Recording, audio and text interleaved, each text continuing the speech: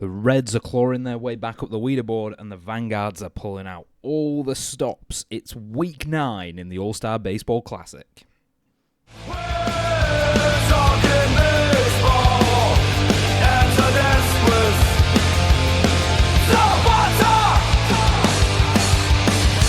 We're talking baseball, Antonis with Zapata. I'm Sean McCauley, and this is A View From the Bullpen. It's episode 9, the end of week 9. It's a huge week this week, a lot of change on the leaderboards. Let's just get straight into it with game 1. On Monday, we had the Reds at the Runners playing at Motor Yard. So Mark's not starting this week due to that injury he had last week. It was pretty awful, but he's suited up. He's on the bench. I'll talk about that in a minute. He is recovering well, from what we've heard. He's recovering well. He's looking good to come back. They suit him up for this game, but he doesn't start. Hopefully, he's feeling good. I think they're going to miss him a lot. Maybe he'll relieve late in this game, get a couple of innings. I feel unsure about that. Okay, I don't like that. Keep him out for the week. You've got a good bullpen. You've got a good team. Even if you lose this game, it's still, 4-5 in the league, right? It's not over yet. We're not even halfway through the season. Let's just talk about the game, okay? So King's coming in to start for the Reds. She has a really, really good start. She'll have known all last week she was going to be starting here. She's clearly prepped herself accordingly. She looks really, really confident out there. She needed some good offense to help her out, though, because that Runners team definitely looking better every single week, and we're expecting them to put up some numbers at home here. But it's the Reds who have a big first inning. They put up 2 runs against DiBondone. Things continue to slip in the second as they put up another. The Reds, playing really, really nice offense. King's playing great on the mound too. She is locked in this game. She's definitely really struggled this season, so it's surprising to see her coming out so strong, especially as a starter. But hey, look, the Reds and the Reds fans, they are not going to be complaining. I really feel here that the Reds came together after last week. Great win against the Warlords, knowing they wouldn't have marks available for this game. Their team play has really, really developed in a very short space of time there. Ike comes in early in the third for the Runners to try and slow down the Reds, manages to get them out of that inning that was really starting to slip away from them. If the Reds make more than 1 run in the third, I think it's all over there, okay? But Ike, really good sub at this point. He brings like a certain stability to this team. He really helps them settle after a tough start here. They still really struggled on offense to do much against King's Arm. Like, she was just on fire. Great outing for her. Caravaggio starts the comeback in the 7th with a 2-run homer. They start to build a little bit of a comeback, but Zedong comes to the plate and he says, don't worry about it. Gets a 2-run homer in the bottom to make it a 7-2 lead. It really does feel like this game is probably gone at this point. But then the Reds do what I thought they were going to do, and I really, really don't like this decision. Marks comes in. He gets innings late on. He doesn't look at the same level as normal. That's going to be expected. He looked a bit rattled out there, and honestly, it's probably just too soon for him to be back. He lets the Runners sneak a few home, and in the 8th, the game's 7-4. It's slipping away here. If I'm the coach of this team, get Tito in, right? Get literally anyone in, okay? Marks is having a little bit of a rough go here, all right? We go to the 9th. Buonarroti gets a 2-run homer with 1 out. This game is quickly slipping away. With the bases loaded, the Runners get another 1 home on a base hit single. The game's tied up. The Reds are under pressure. They've got to get something in the bottom. Zedong gets walked. Castro steps up, sends one deep into the gap in center, gets Zedong home, and they win the game. But this was way too tight. They can't be making those decisions. I get they want Marks in. He is a stalwart for this team. He's the captain of this team. He's been so good for them this season. They don't want him out for a whole week. I just think when he's recovering from an injury like that, that was so bad last week. Okay, this game was way closer than it should have been. I'm not really sure what they're thinking bringing him back that quickly. Really, really strange decision. It nearly loses him the game.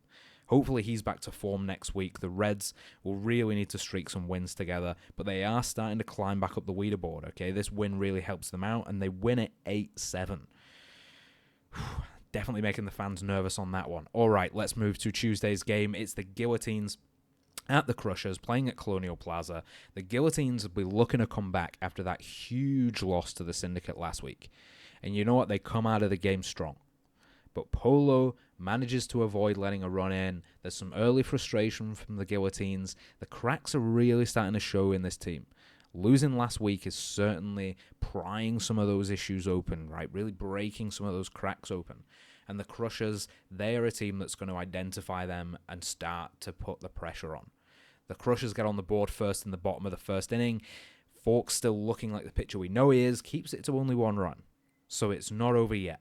Jumping ahead to the third, Polo's having a great game here. He's been inconsistent this year, but he's doing what he needs to do to keep the Guillotines off base. The Guillotines are happy to swing, take foul balls though, which is not ideal for Polo's pitch count. It was probably a bit higher than he would like for this point in the game, and this feels like a strategy. We're going to swing at more balls than we need to, hoping we throw a few foul balls. Let's not get people out. Let's tire that arm out. It's the fifth inning before we see any more runs scored. The Guillotines get on the board with a nice ball deep to center, hits the wall. There's no chance of getting that ball back home to home plate in time. We really start to see the Crushers unravel here. And I think it's about that pitch count.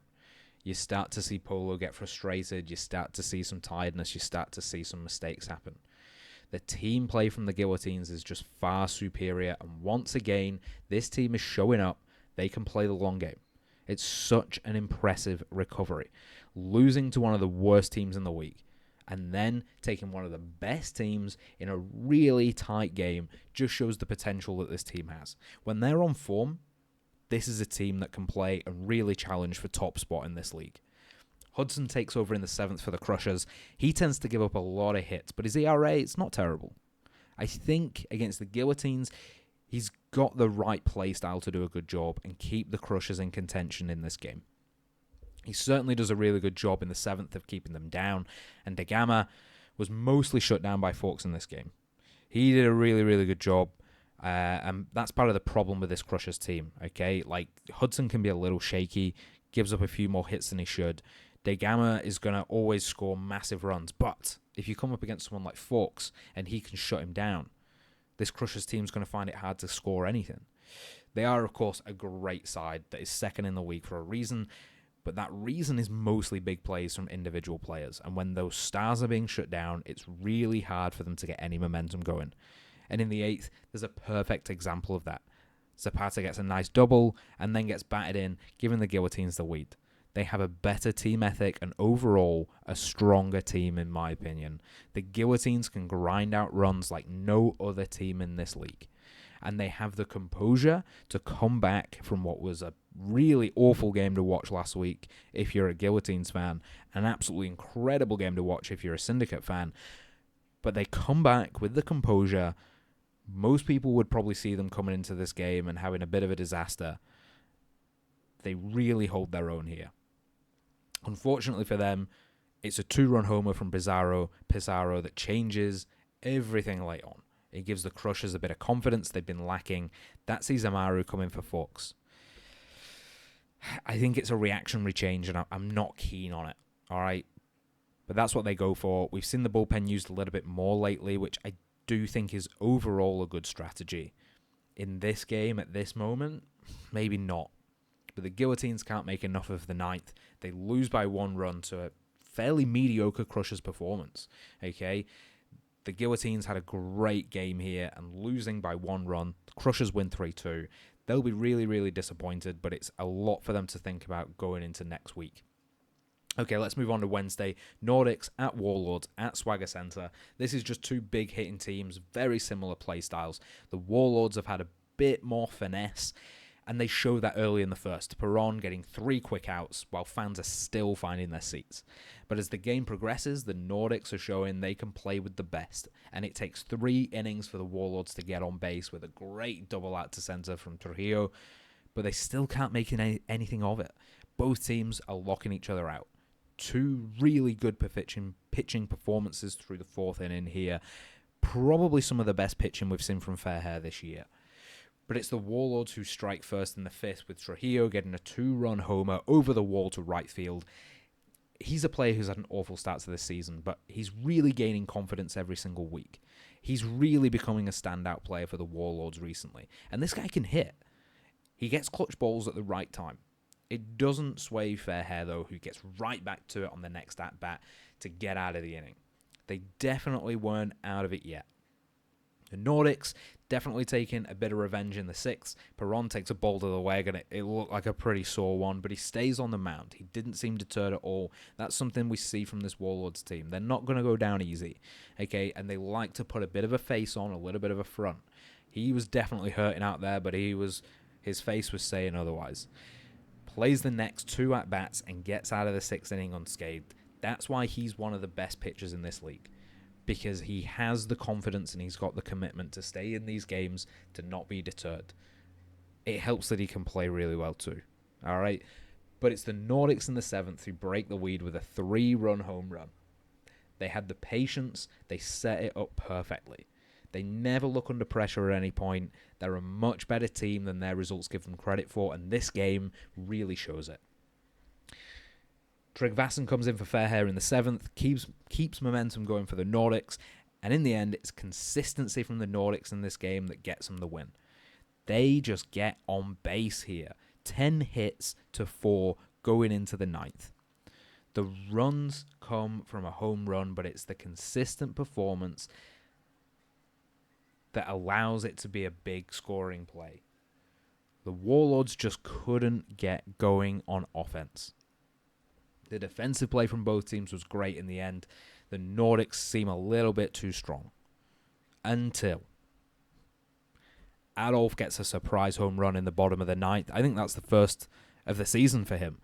Tryggvason probably underestimating a little bit. Like, he definitely hasn't had the strongest year. Not someone that you'd be worried about in this game, to be honest. I wouldn't be worried about pitching against him either, right? But he ties it up. Now, this is a game that, for the second half of this game, it's been all Nordics all day. And then right at the end, he ties it up. We go to extra innings. And there's really little between them. But in the bottom of the 10th, Skallagrimson with 1 out, bases loaded. Mussolini takes a bunt, and the Warlords get 1 home. What a result for them. The Nordics will be so disappointed to lose that one. They played a way better game overall. But the Warlords still get the win 4-3 from Mussolini, who has been awful this year, right? And certainly a bunt's not going to help his batting stats, but he's playing a team game right now, which I think he hasn't really done all year so far. And we're seeing week 9, he's actually starting to switch it on, becoming a player that the Warlords can justify keeping in this team. A 4-3 win for them is great. They'll be disappointed with that scoreline. They'll be disappointed with the way they played. But it's another win on the board, and they keep themselves in contention. Let's go to Flushers at Syndicate, playing at Battery Bay. So Franklin starting again here for the Syndicate. That's a really good choice, in my opinion. The team has said very publicly they're going to be sharing starting duties with Kepler, but against this very strong Flushers team, I think Franklin's shown what she can do, and she deserves the start here. But she doesn't really get off to a great start. She's getting the trust of the team. But Habsburg gets a homer off the rip, gives the Flushers an early lead. But she does settle in. She settles quite nicely. We see this from her all the time. Every time she plays, like, the first at-bat is always tough. It's a little scary. Against a team like the Flushers, they're going to take advantage, and they do. She often gives up those early plays, but she settles quickly. She's very good at clawing a game back, and that's why I think she's actually a perfect starter for this Syndicate team. They like to come from behind, especially coming off a high of last week with that enormous win against the Guillotines. The Syndicate getting back on the board in the third, with Darwin getting a home run. That's only his second of the year. But clearly this week is the week of the underdogs. The season is really throwing up some unexpected results, and that could be due to fitness. Some of these lower-end teams starting to feel a little bit more settled and secured. I think some of the bigger teams might be pretty glad to see the mid-season break coming up in just 2 weeks' time. Have a little bit of a rest, get a little bit of time on the training field. Some of these smaller teams may be taking advantage. The Syndicate taking the lead in the fourth with a long ball to left field that almost goes over the fence. Should have been a fairly straightforward catch for Tudor, but maybe she thought it was gone, lost sight of it, I'm not really sure. And it gets worse from there for the Flushers. The Syndicate are a totally different team these last 2 weeks. They turned this one into a 5-1 lead, and Bonaparte is just falling apart out there. He's not used to this. The Flushers have completely lost control of this game. And you know what? It's down to solid fundamental play from the Syndicate. Their offense is just so good right now. We saw it against the Guillotines. We're seeing it again against the Flushers. This team has found a certain magic, and they just look unstoppable right now. They'll be wishing that mid-season break wasn't coming up. I think they'll be like, let's just play right through because we're on fire right now. Faraday the sub in the fifth, and this was the opportunity to take an advantage early for the Flushers, but they don't manage it. Teresa comes in for Bonaparte.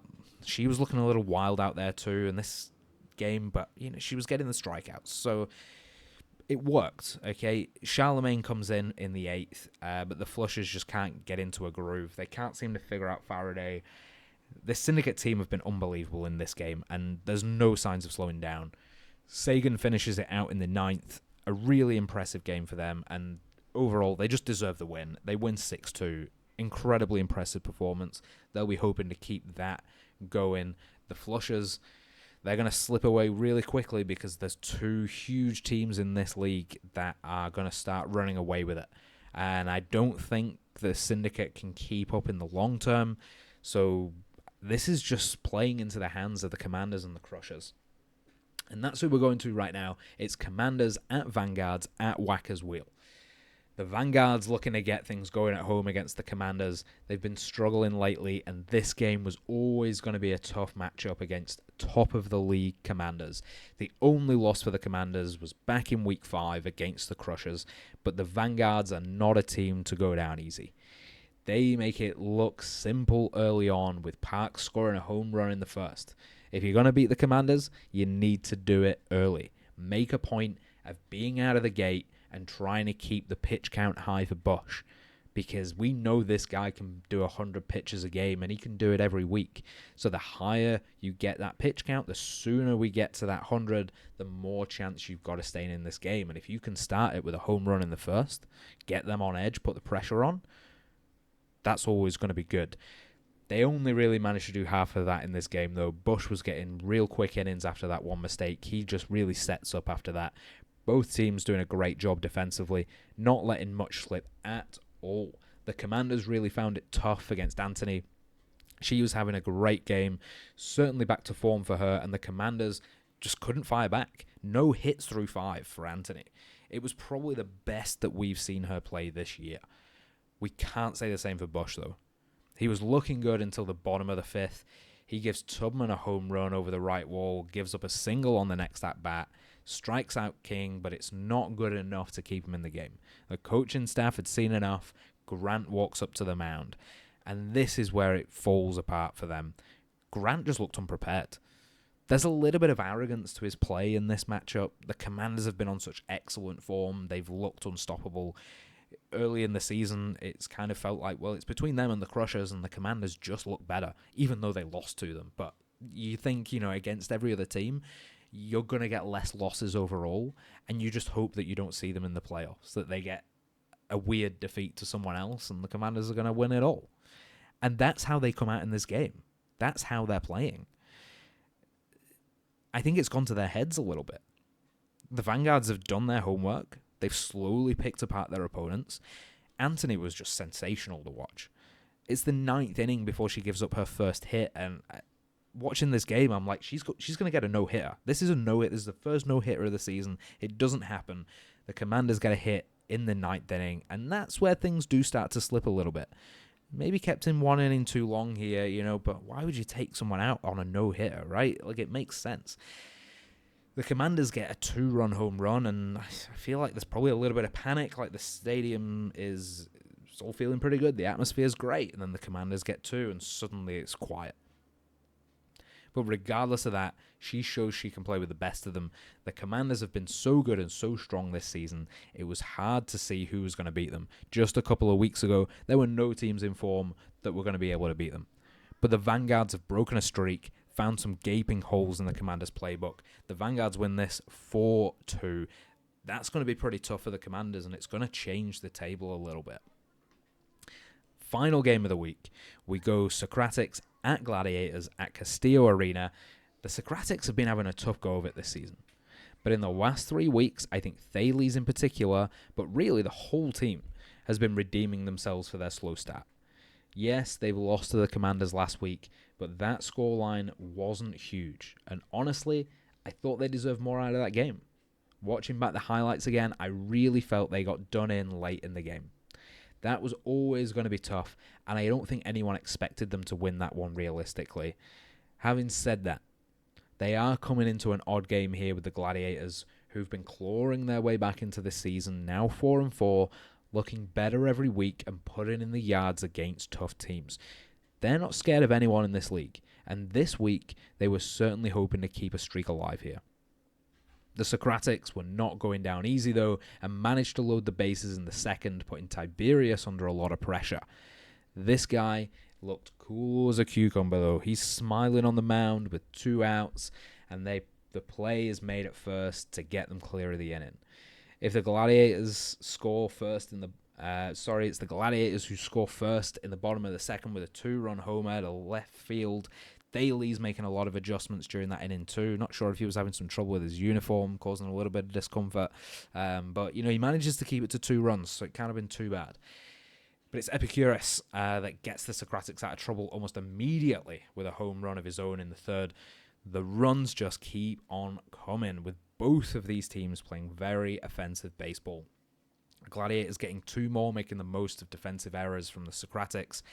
And Empedocles replaces Thales in the 5th. The Socratics hoping a fresh arm's going to help them out, and you know what it does.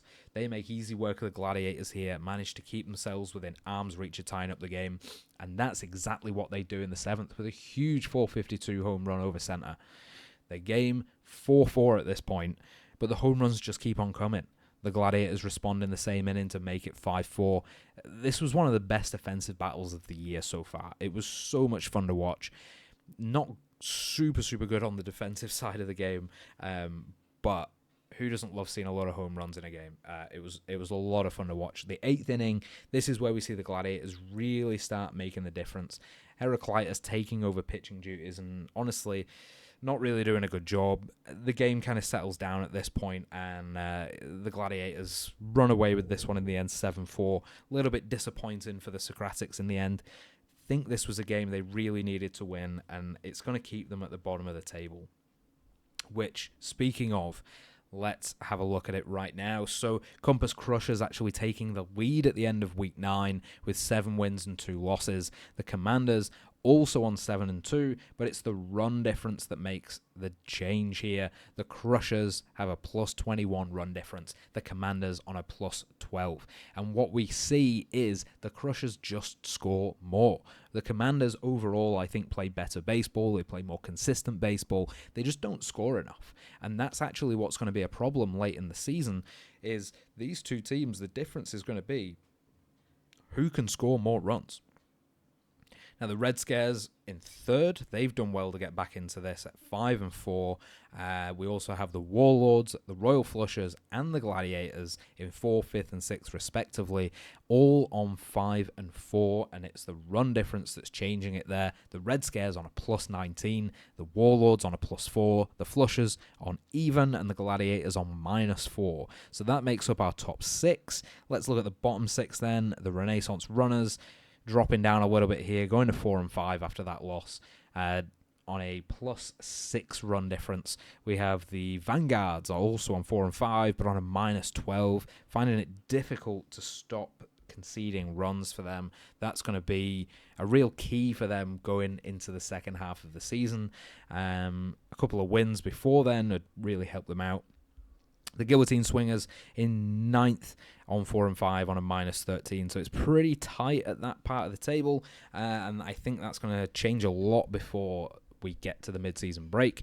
The Spark Syndicate in 10th on 3 and 6. The Nordic Nightmares in 11th, also on 3 and 6. And the Socratic Slammers, who we really thought were going to start turning their season around. Certainly playing much better, but they're still on 2 and 7 after that loss. A pretty tough one for them to take, I think.